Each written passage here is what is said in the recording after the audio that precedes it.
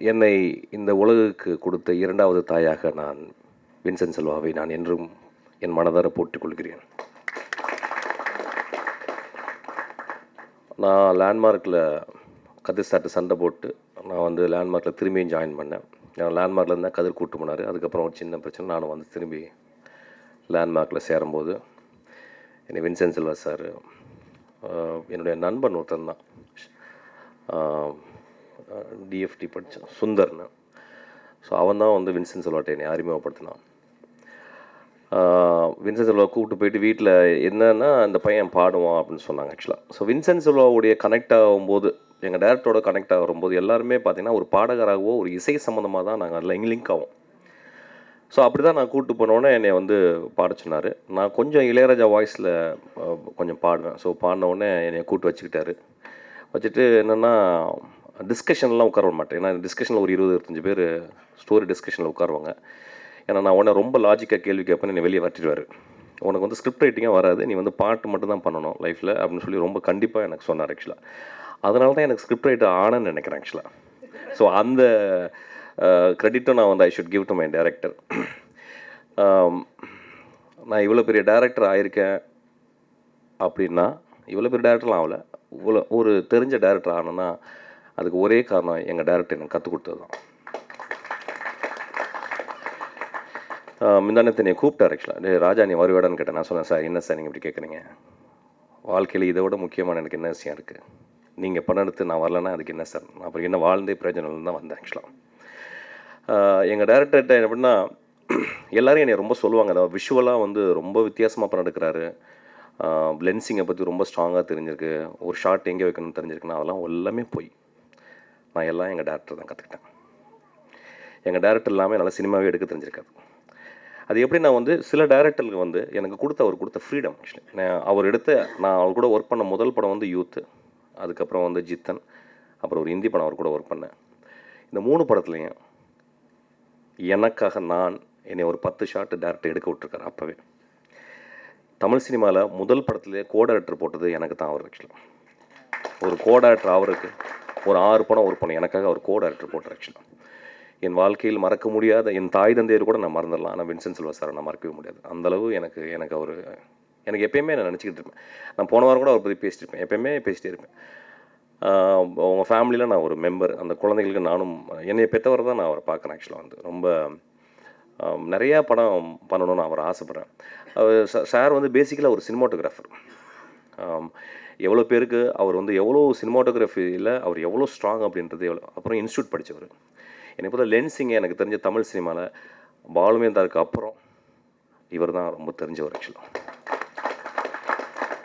என்கிட்ட வந்து லென்ஸிங்கை வந்து எனக்கு தெரிஞ்சு இன்றைக்கி இருக்க சில இயக்குநர்கள் ரொம்ப கம்மி பேர் தான் வந்து லென்ஸிங்கை பற்றி பேச முடியும். எங்கே வந்து 50 லென்ஸ் வைக்கணும், எங்கே 75 லென்ஸ். 70 லென்ஸ் ஒரு 50 லென்ஸுக்கும் 75 லென்ஸுக்கும் டிஃப்ரென்ஸ் தெரியுறதுக்கே எனக்கு 3 படம் தேவைப்பட்டுச்சு.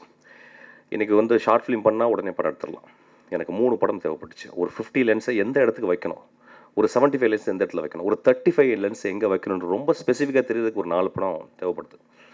எனக்கு எல்லாமே அரிச்சுவடியிலேருந்து எனக்கு வந்து எங்கள் வின்சென்ட் செல்வா சார் கற்றுக் கொடுத்தார். அவ்வளோ சுதந்திரம் கொடுப்பார். ஆக்சுவலாக சொல்லப்போனால் இங்கே யாரோ ஒருத்தர் ஆழ்த்தோட பூபதியை பற்றி பேசினாங்க, அது ரொம்ப ஒரு இன்ட்ரெஸ்டிங்கான ஒரு விஷயம். அவர் எவ்வளோ சுதந்திரம் எடுத்து கொடுத்துருப்பாருன்னா, ஆழ்த்தோட பூபதி வந்து அந்த பாட்டு வந்து வாலி சார் கொடுத்துட்டோம். வாலி சார் கம்போஸ் பண்ணி எல்லாம் பண்ணி Vaali sir Manisharma sir compose பண்ணார், வாலி சார் எழுதிட்டார். அவருக்கு வந்து ஒரு 1 lakh ஏதோ பே பண்ணிட்டோம். பே பண்ணி சங்கர் மகாதேவன் பாட போகிறாரு. அப்போ நான் ரொம்ப சின்சியராக வின்சென்ட் செல்வாட்ட போயிட்டு, சார் நான் கபிலன் என் நண்பர் இருக்கார் சார், அவர் வந்து ஒரு பாட்டு எழுதியிருக்கார் சார் அந்த டியூனுக்கு, நான் பாட்டு எழுத சொன்னார். பாட்டு எழுதுனா அதுதான் ஆழ்த்தோட பூபதி. அப்போ நான் சொன்னேன், சார் இந்த பாட்டு நல்லாயிருக்கும் சார், அந்த பாட்டு வேணாம் சார்னு. ப்ரொடியூசர் சார் டி ராமாராவ் எல்லாருமே சண்டை போட்டாங்க. எனக்கு கிட்டத்தட்ட 1 lakh கொடுத்துட்டோம் பாட்டு, அதை எப்படி மாற்ற முடியும். நான் ரொம்ப மனசுக்குள்ளே எனக்கு ரொம்ப கட் ஃபீலிங், சார் இந்த ஆழ்த்தோட பூபதின்ற முதல் வார்த்தை வந்தால் அந்த பாட்டு ரொம்ப நல்லாயிருக்கும் அப்படின்னு நான் பெரிய போராட்டம் பண்ணேன். எங்கள் டேரக்டர் சார் அந்த டைமில் என்ன பண்ணார், நிச்சயமாக அவர் பெரிய ப்ரெஷர் இருந்துச்சு. அவர் இல்லைடா ராஜா விட்டுறா, பரவாயில்லடா, அடுத்த படம் எழுத சொல்லலாம் அப்படின்னு சொல்லிட்டாரு. அப்போ வந்து சங்கர் மகாதேவனுக்கு வந்து தமிழில் அவர் இங்கிலீஷில் எழுதிப்பார், ஆழ்த்தோட பூபதி அப்படின்னு சொல்லிட்டு இங்கிலீஷில் எழுதிப்பார், அதுதான் பாடணும். நான் தான் பாட்டு சொல்லிக் கொடுப்பேன். மணிசர்மா சாருக்கு வந்து தமிழ் தெரியாது. ஸோ இப்போ என்னாச்சுன்னா எனக்கு ஒரு பெரிய போராட்டம். என்ன போராட்டம்னா, எனக்கு ரொம்ப பிடிச்ச பாட்டு, எனக்கு தெரியுது இந்த பாட்டு எழுதுனா ரொம்ப நல்லது, ஆனால் வாலி சார் பாட்டு இருக்குது. வாலி சார் பெரிய ரைட்டர் இல்லைன்னு சொல்லலை, ஆனால் என்ன பண்ண ஒரு பெரிய ஃப்ராடு பண்ணேன். என்னென்னு கேட்டிங்கன்னா வந்து வாலி சார் பாட்டு எடுத்து ஆழ்த்தோட்ட போதி உள்ளே வச்சிட்டேன். ஆக்சுவலாக பாட்டுன்னு சொல்லி கொடுத்துட்டேன். பாட்டு எழுதி முடிச்சுட்டு வாழ்த்தோட போதியும் பார்த்துட்டாரு. அப்புறம் எல்லாம் பாடி முடிச்சோன்னா டி ராமன் சார் இவரும் வந்து பார்த்தாங்க. சாரும் வந்து பார்த்தா அவங்களுக்கு பெரிய ஷாக்கு. வாலி சார் பாடினதில் ஆழ்த்தோட போதி தான் இருந்துச்சு. என்னை பயங்கரமாக பிடிச்சி திட்டினாங்க. வின்சென்ட் செல்வா சார் தோல் மேலே போட்டு சூப்பரா இதான நல்லா இருந்துச்சு அப்படின்னாரு. ஆக்சுவலாக நான் அன்றைக்கி தான் டேரக்டர் ஆனேன். ஒரு டேரக்டர் என்பவன் கடுமையான பிடிவாதத்தோடு இருக்கும். எனக்கு தமிழ் சினிமாவில் ரொம்ப கெட்ட பேர் காரணம் கடுமையான பிடிவாதம். இப்படி தான் இருக்கணும், இப்படி இருக்கக்கூடாதுன்னு ரொம்ப கடுமையான பிடிவாதம். ஒரு டேரக்டருக்கு பிடிவாதம் இல்லைன்னா எங்கே இருக்கும்? அந்த பிடிவாதம் எங்கே இருக்குன்னா, என்னுடைய குருநாதர் எனக்கு கொடுத்த சுதந்திரம். அந்த சுதந்திரத்தினால தான் நான் வந்து பிடிவாதமாக வளர்ந்தேன். ஒரு குழந்தையும் ஒரு டேரக்டரும் எப்பயுமே பிடிவாதமாக தான் இருக்கணும். எனக்கு இந்த டால் வேணும், எனக்கு இந்த பொம்மை வேணும்னா எங்கள் அப்பா அம்மாட்ட பிடிவாதம் பண்ணி அந்த பொம்மை வாங்கணும். ஏன்னா அந்த பொம்மை எனக்கு ரொம்ப பிடிச்சிருக்கு. அந்த முதல் குழந்தை அந்த பொம்மையை பார்த்து ஒண்டர் ஆகலைன்னா அவன் வந்து பிற்காலத்து ஒரு இளைஞனா அவனுக்கு ஒண்டர்னா என்னன்னே தெரியாது. என்னுடைய ஒண்டரை என்னுடைய ஆச்சரியத்தை முதலாக அங்கீகரித்தவர் என்னுடைய டேரக்டர் தான். அது ரொம்ப லைஃப்பில் ரொம்ப முக்கியமானது. கால் டு த அட்வென்ச்சர்னு சொல்லுவாங்க. ஆக்சுவலாக அடிக்கடி நான் சொல்லிகிட்டே இருப்பேன். ஆக்சுவலாக ஒரு கதாநாயகனுடைய ஓட்டத்திலே ஒரு இடத்துல யாரோ ஒருத்தவங்க தட்டி கூப்பிட்றாங்க, வா இதை பண்ணுன்னு சொல்கிறாங்க. அதை அவன் பண்ணிட்டான்னா அவன் பெரிய கதாநாயகன் ஆகிறான். என் வாழ்க்கையில் வின்சென்ட் செல்வா சார் எல்லா வகையிலையும் நான் அப்படி தான் பார்க்குறேன். டக்குன்னு கூப்பிட்டு என்ன பண்ணுவார், ஒரு பாட்டை கம்போஸ் பண்ணுறேன்னு சும்மா சொல்லுவார். சும்மா கம்போஸ் பண்ணி நாங்களாம் சும்மா கத்திக்கிட்டு நாங்களும் ஏதோ பண்ணி எதோ எழுதுறா அப்படிம்பார். ஏதோ எழுதுவோம். ஸோ அவ்வளோ ஒரு ஃப்ரீடம் கொடுப்பாரு. எங்கள் டைரக்டர் வந்து பெரிய டைரக்டர். ஆக்சுவலி பெரிய டைரக்டர். என்னமோ தெரில, அவர் வந்து நிறையா படங்கள் கிடைக்காம போராடிக்கிட்டே இருக்கார். வின்சென்ட் செல்வா சார் போராடணும். எப்பொழுதுமே தாயாக இருங்க. ஒரு குழந்தைய பார்க்கும்போது எப்பயுமே வழி இருந்துக்கிட்டே இருக்கும். ஆக்சுவலாக எனக்கு தெரியும். நான் உங்கள் பின்னால் இருந்துக்கிட்டே இருக்கேன். நான் சம்பாதிக்கிறது எல்லாம் உங்களுக்கு தான் சார். இந்த படம் பொறுத்த வரைக்கும் வின்சென்ட் செல்வா சார் எனக்கு very very very very close friend. Jitan 2ல் பண்ண வேண்டியது ஒரு அரை நாள் ஷூட் பண்ணி அதுக்கப்புறம் ஒர்க் அவுட் ஆகல. பட் இந்த படம் பண்ணும்போது ஃபோன் பண்ணார், பண்ணுங்கம்மா அப்படின்னாரு. சந்தோஷமாக பண்ணேன். ஏன்னா it's a beautiful character role. கொஞ்சம் வந்தாலும் நல்ல ஒரு கேரக்டர் ரோல். ஸோ இந்த படம் பொறுத்த வரைக்கும் பார்த்தீங்கன்னா ஷூட்டிங் ஸ்பாட் எப்படி தெரியுமா இருக்கும்? ஹேவ் யூ சீன் புயல்? புயல் மாதிரி தான் இருக்கும். சடனாக ஆக்ஷன் சார் என்ன சார் என்ன சார் என்ன சார் அப்படி தான் போகுமே தவிர இவர் ஒரு சைடில் ஓடுவார், கேமராமேன் ஒரு சைடில், இவர் ஒரு சைடில் ஓடுவார். சவுண்டு கேட்கும். அதை தவிர நம்ம போய் நின்றுடணும் அப்படின்ற ஒரு thing. And other then that அந்த கேரக்டர் ஆர்டிஸ்ட் இந்த படத்தில் பார்த்தீங்கன்னா மனோபாலா சார் தேவையில்லாமல் ஒரு வதந்தியை ஸ்டார்ட் பண்ணி விட்டேன். சாரி சார், என் புருஷனுன்னு போட்டு விட்டேன் ட்விட்டரில். தேவையில்லாமல் அது பிரச்சனை ஆகிடுச்சு. பட் சாரின்னு சொல்லிவிட்டேன். அதுக்கப்புறம் ரோபோ சங்கர் அண்ட் இவர் டெல்லி கணேசன் சார் அவரெல்லாம் இருந்தார். So lot of beautiful character artist also இந்த படம். ஹீரோ அண்ட் ஹீரோயின் புதுசாக இருந்தாலும் இந்த பையன் what is your name? Sanjay. நான் குத்துறான் பார்த்தீங்களா? டான்ஸ் ஃபஸ்ட் சாங் பயங்கரமாக டான்ஸ் ஆடுறான். So I just wish the whole team all the very best. And sir இப்போல்லாம் படம் எல்லாரும் எடுக்கிறோம் எல்லாரும் பட் இப்போல்லாம் படம் உடைய hit is based on release date. இப்போல்லாம் கொஞ்ச நாளாக. ஸோ அதனால் பார்த்து ஒரு நல்ல ரிலீஸ் டேட்டில் பிடிச்சி நல்லா ரிலீஸ் பண்ணி அது நல்லா ஹிட் ஆகணும். I just wish you and all the team all the very best. And thank you Mysskin sir for coming. We are waiting for your next movie. ரொம்ப நாள் ஆச்சு, வாங்க. வின்சென்ட் செல்வா ரொம்ப வருஷமாக எனக்கு ரொம்ப க்ளோஸ் ஃப்ரெண்டு. ஒவ்வொரு தரையும் தலைவரை நீங்கள் இதில் இருக்கணும், இந்த படத்தில் இருக்கணும்னு சொல்லுவார். இருக்கிற மாதிரி தான் கொடுப்பாரே தவிர நடிக்கிற மாதிரி கொடுக்க மாட்டார். இதுலேயும் அப்படி தான். சோனாவோட ஜோடினா அதுவே உங்களுக்கு காமெடியாக இருக்கும். அடுத்து பார்த்தீங்கன்னா சோனா அப்படியே உட்காந்துருப்போம், 2 பேரும் செல்ஃபி எடுத்துக்கலான்னு செல்ஃபி எடுத்து மை ஹாபின்னு போட்டு விட்டுருச்சு. அது ஹாபின்னு போட்டு விட்டுருந்தா பரவாயில்ல. கொஞ்சம் 2 வாரம் கொஞ்சம் வீடு பக்கமே போக முடியாத லெவலில் ஆயிடுச்சு. கொஞ்சம் ஃபோட்டோ எடுமா, ஆனால் இப்படிலாம் போட்டு விட்டுறாத. அப்புறம் இவர் இந்த விழாவின் நாயகன் தேவராஜ் அவர்களுக்கு என்னுடைய மனமார்ந்த வாழ்த்துக்கள். எப்போதுமே ஒன்று பேசும்போது ஏதாவது பல்லி கத்தினா நல்ல சகுனம்னு சொல்லுவாங்க. அது மாதிரி அவர் பேசும்போது ஒரு தடவை பெல் அடிச்சுக்கிட்டே இருந்துச்சு.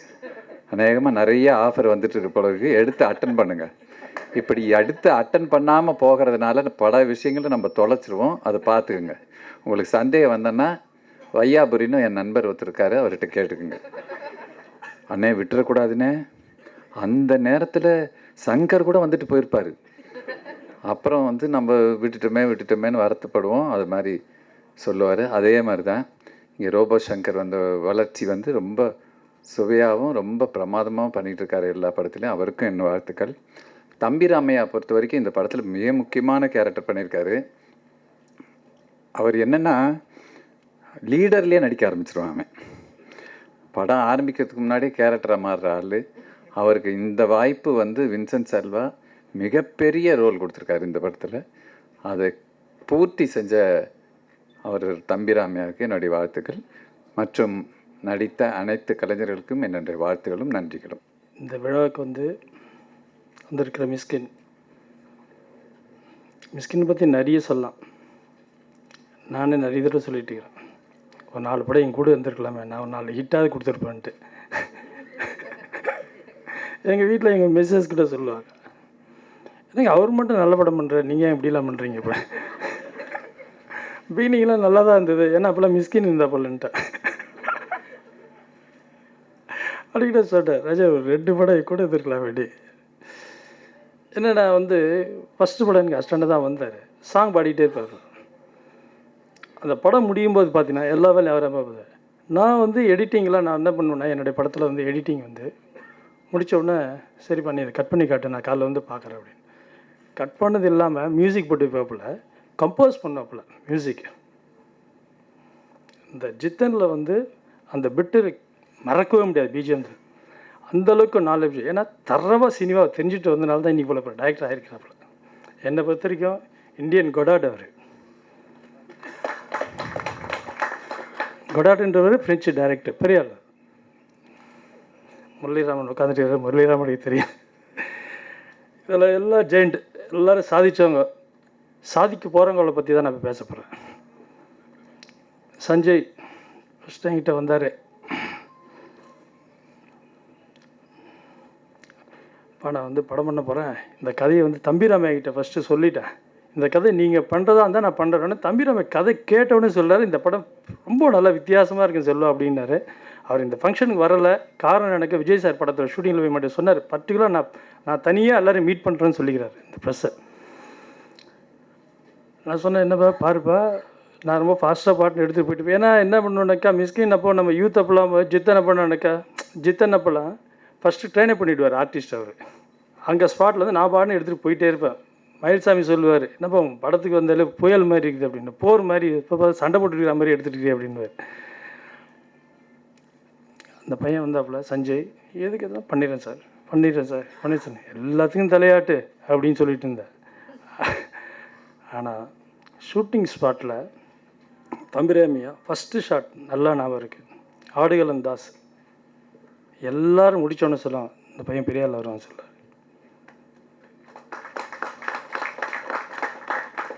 அது ஒரு கிஃப்ட்டு.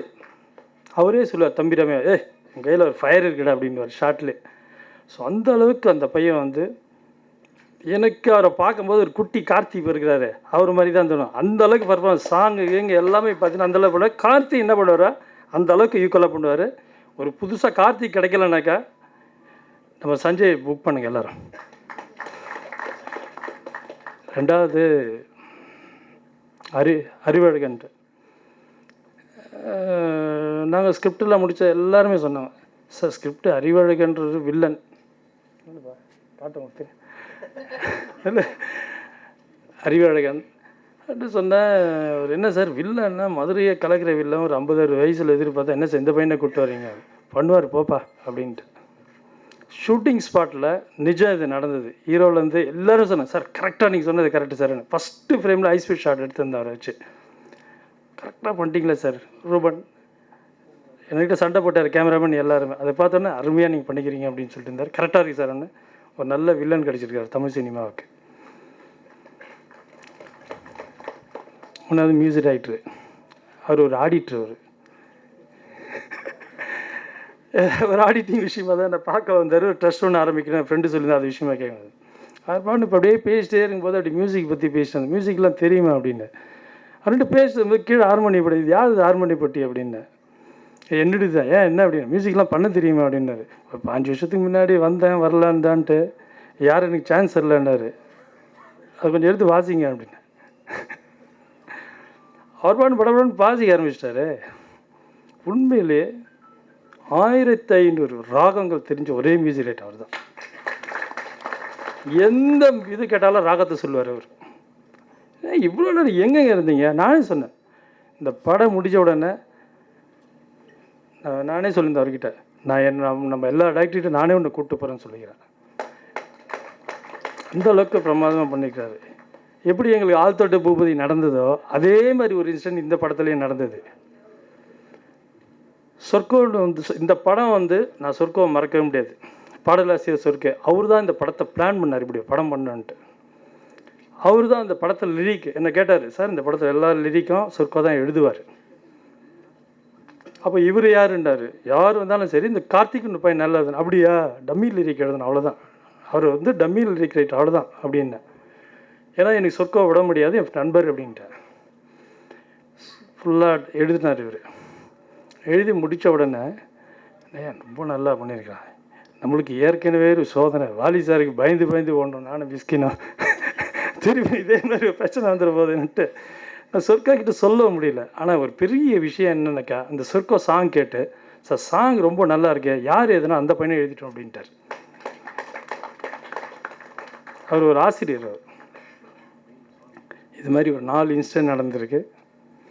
இந்த படத்தை வந்து முக்கியமாக ஒரு விஷயம் என்ன அப்படின்னாக்கா, இந்த படத்தை வந்து சரவணன் சார்கிட்ட இந்த படத்தை பார்க்கறதுக்காக நாங்கள் வந்து கார்த்தி சாரை ஃபஸ்ட்டு பார்க்கும்போது, சார் ட்ரெய்லர் கார்டு இல்லை சார், நீங்கள் ஒரு தடவை படத்தை பாருங்கள். படத்தை பார்த்தாரு. இது நம்ம குடும்ப படம், நான் தான் சார் பண்ணுவேன் அப்படின்ட்டார். அதனால் சரவணன் சார் கேஆர் ஃபிலிம் சாரில் வந்திருக்கிறாங்க, அவங்கள மறக்கவே முடியாது லைஃப்பில். ஏன்னா இன்றைக்கி சின்ன படத்தை என்கரேஜ் பண்ணுறவங்க கிடையவே கிடையாது. இன்றைக்கி எல்லாம் பெரிய படம் பட்ஜெட்டு இந்த அளவுக்கு விட்டு தான் பாருங்கள். இதில் ஒரு புது விஷயத்தை முயற்சி பண்ணி இதை பார்த்து என்கரேஜ் பண்ணிடுறாங்க. இதில் முக்கியமாக வந்து நடித்த ஆர்டிஸ்ட் எல்லாருமே ஃப்ரெண்ட்லியாக வந்து ஒர்க் பண்ணிட்டு போயிடுவாங்க. நீ பண்ணுறா நான் வரேன் அப்படின்வாங்க. ஆனால் தம்பிராமையாவும் இதில் வந்து நான் முக்கியமாக சொல்லணும், எக்ஸ்ட்ராடனரியாக பண்ணியிருக்காரு. அது கதை சொல்லி முடித்த உடனே ரொம்ப நாள் கழிச்சு நல்ல வித்தியாசமான ஒரு கதை பண்ணிக்கிறேன் சொல்லுவாள், அந்த படம் உனக்கு பெரிய லைஃப் இருக்குது அப்படின்னாரு. அதேமாதிரி எனக்கு கிடச்சிருக்கு. கேஆர் ஃபிலிம்ஸ் சரவணன் சார் மூலிமா இந்த படம் எங்களுக்கு ரிலீஸாக ரொம்ப சந்தோஷமாக இருக்குது.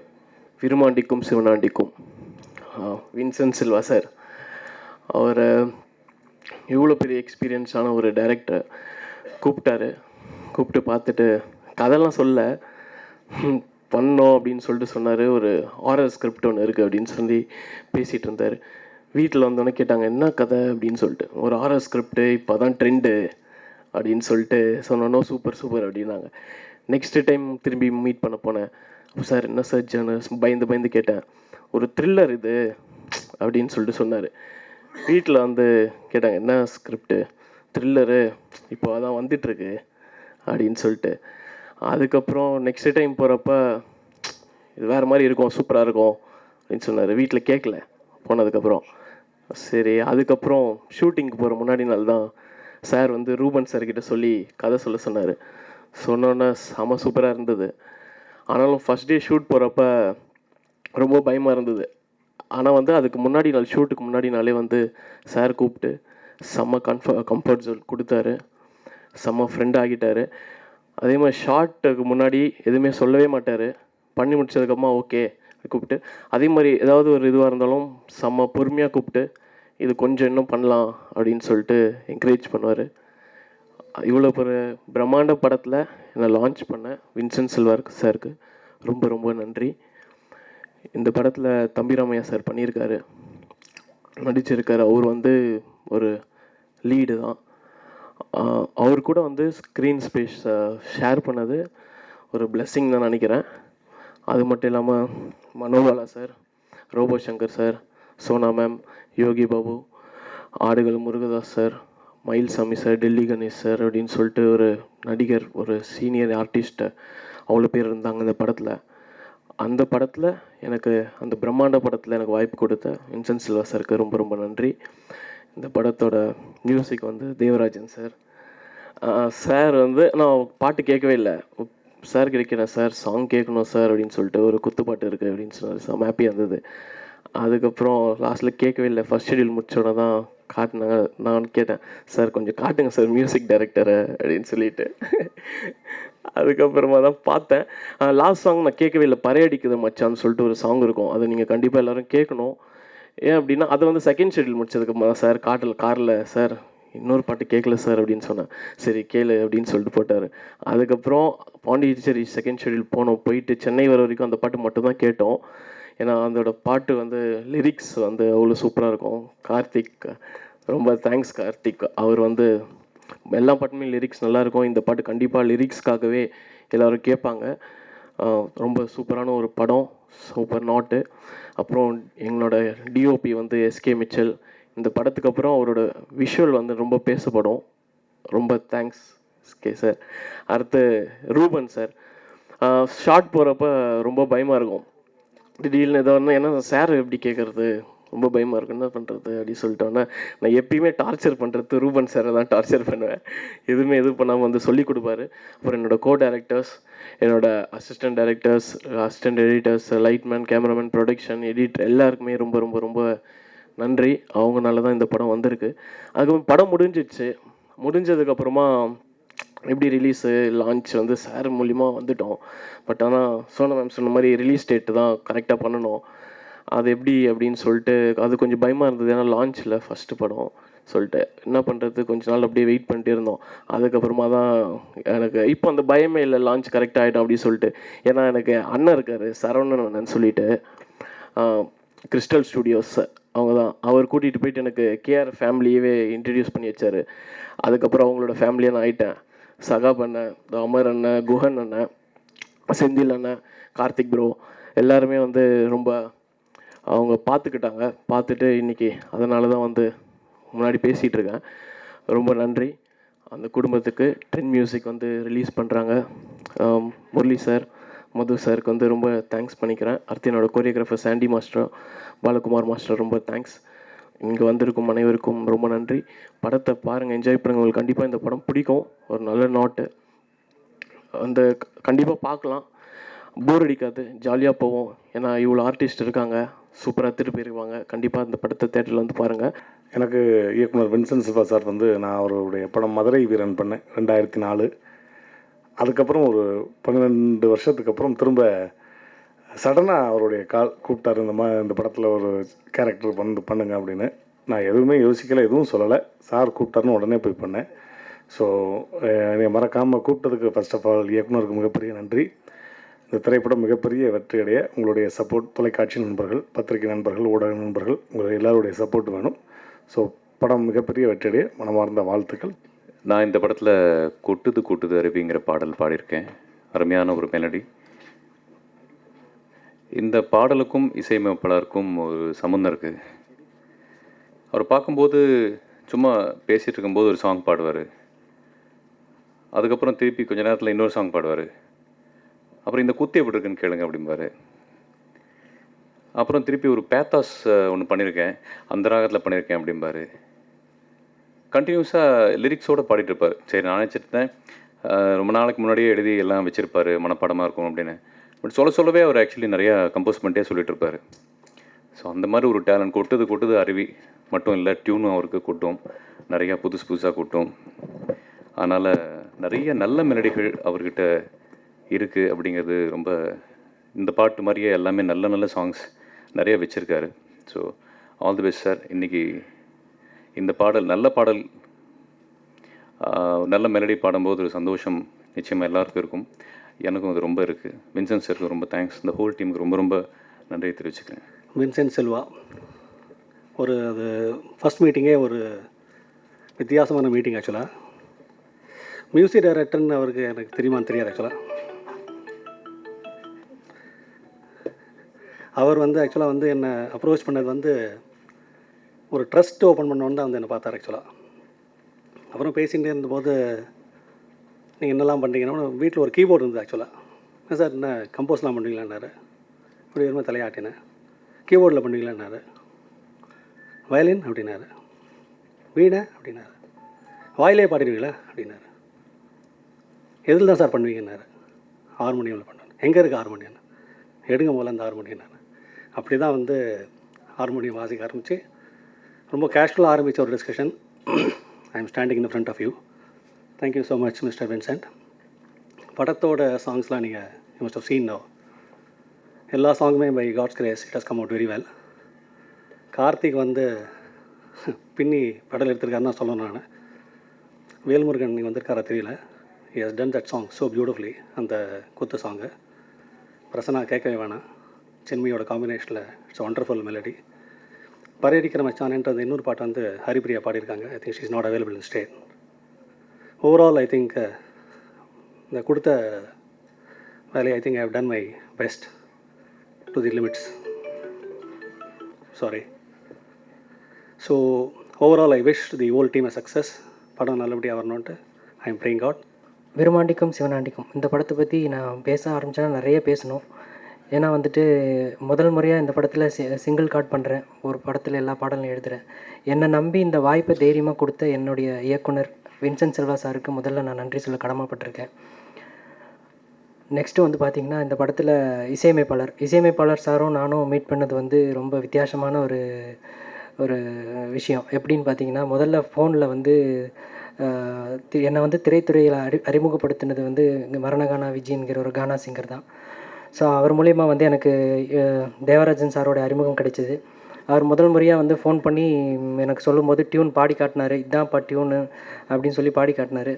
சரி, உடனே நல்லா இருக்குன்னு டியூன் நல்லா இருக்குன்னு சொல்லிட்டு நான் வீட்டுக்கு போனேன். சார் தான் வந்து கதை ஓப்பன் பண்ணார். நான் உள்ளே வந்தவுடனே சார் பார்த்தாரு. சார் மியூசிக் டைரக்டர் வர சொல்லுங்கள் சார், நான் பாடலாசிரியர் வந்திருக்கேன்னு சொல்லுங்கன்னு சொன்னேன்.